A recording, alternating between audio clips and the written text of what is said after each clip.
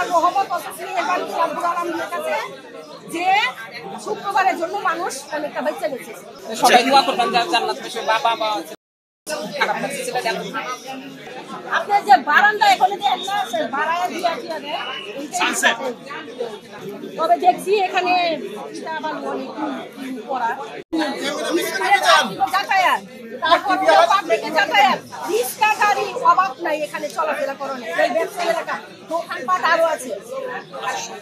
শুক্রবারের জন্য আল্লাহর রহমত অসুস্থির রব্বুল আলামিনের কাছে যে শুক্রবারের জন্য মানুষ অনেকটা বেঁচে গেছে, কারণ জুম্মার দিন সবাই ঘুমাইতেছে বন্ধের দিন আরো এই সম্পর্কে মনে করেন ঝুঁকি রয়েছে। এটা হলো যার যার বাড়ি আলার ব্যক্তিগত ব্যাপার, এটা তো আমরা এলাকাবাসী আমরা তো তাদেরকে কিছু খুব বলতে পারি না, তাদের ব্যাপার যে ঝুঁকিপূর্ণ নিয়েও তারা বসবাস সেটা আমরা বলতে পারি না।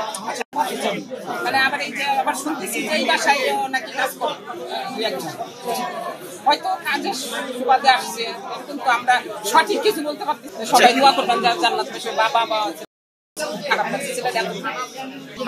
আমরা পারমিশন নাই আমরা এটার বাজেট করছি 5 তলা আমরা এই করে আসছি। আমরা যদি সেই জায়গায় একটু ঝুঁকিপূর্ণ ভাবে উপরের দিকে আরো বেশি উঠাই তখন তো এই বিল্ডিংটা ঝুঁকিপূর্ণ হবে।